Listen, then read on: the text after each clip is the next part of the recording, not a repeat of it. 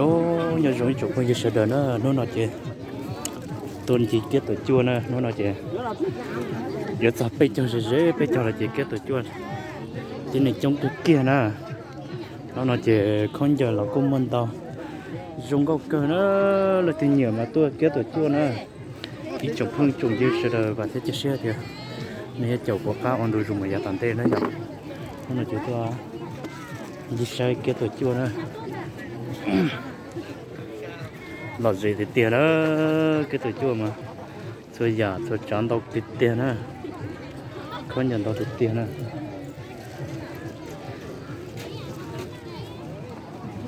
ô này một gì cái sao lô chống chập là nè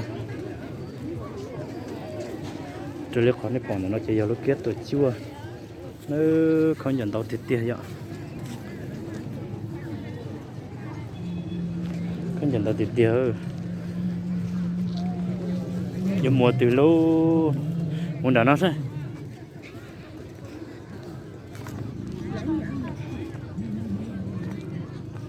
ô không giờ chín này nó cũng mua thế này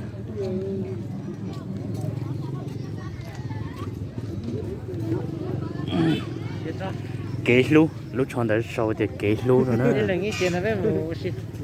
để bỏ lúc chọn tới nếu mà kế lú nhân tới gì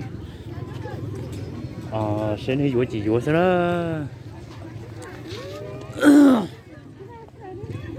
của nhảy chế rồi rong đi tành chế đó ô cho nó sushi nó giờตื่นđược nó ô chỉ màn đầu thì tiệt rồi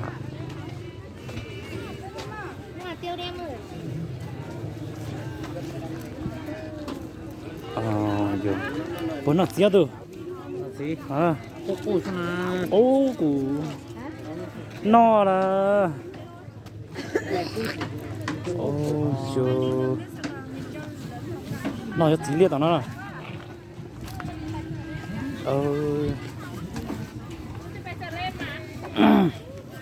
cô thầu số này rồi lử thế hả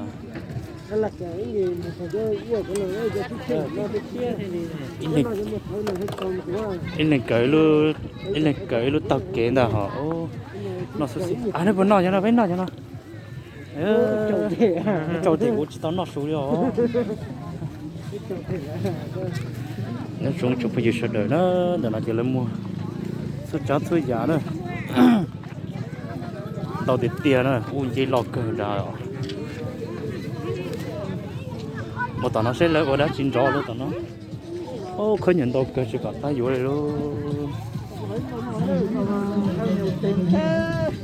ô giá số sao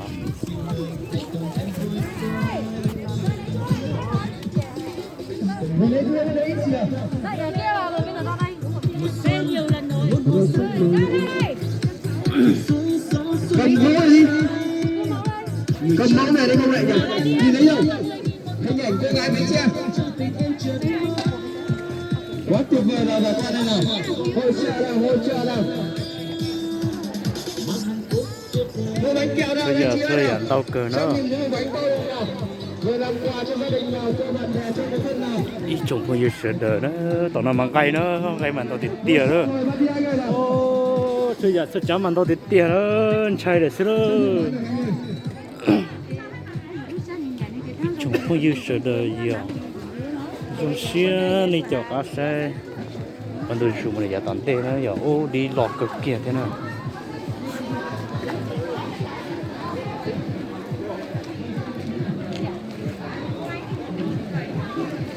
cho thời gian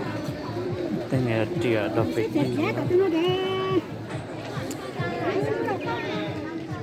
chung tiền nữa ô lì nó chỉ con chỉ ta lúc kia là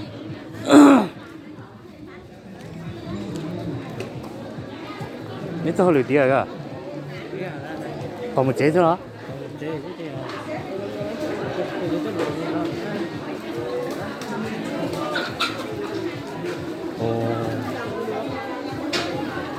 bên trên nó chính nọ đó giờ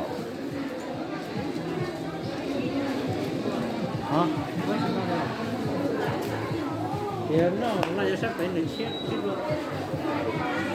một bên nó sao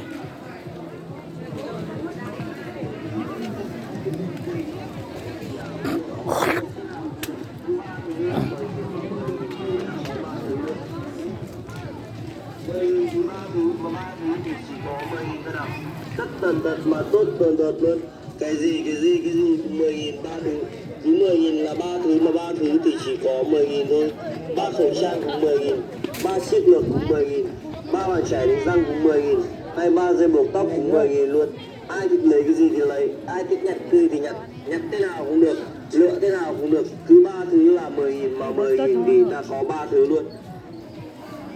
10.000 thì ba thứ, mà ba thứ thì chỉ có 10.000 thôi nào. Tất tần tật mà tốt tần tật luôn. Cái gì cũng 10.000 ba thứ, 10.000 là ba thứ, mà ba thứ thì chỉ có 10.000 thôi.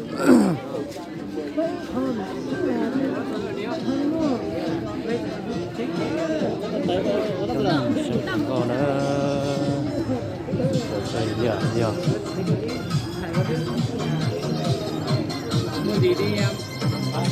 ngon á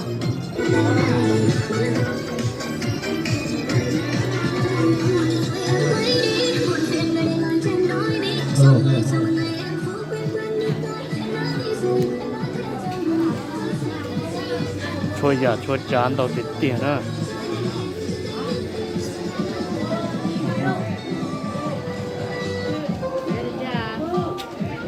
sữa chua nè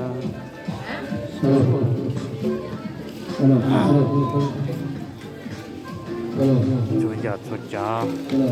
tao cái kia ha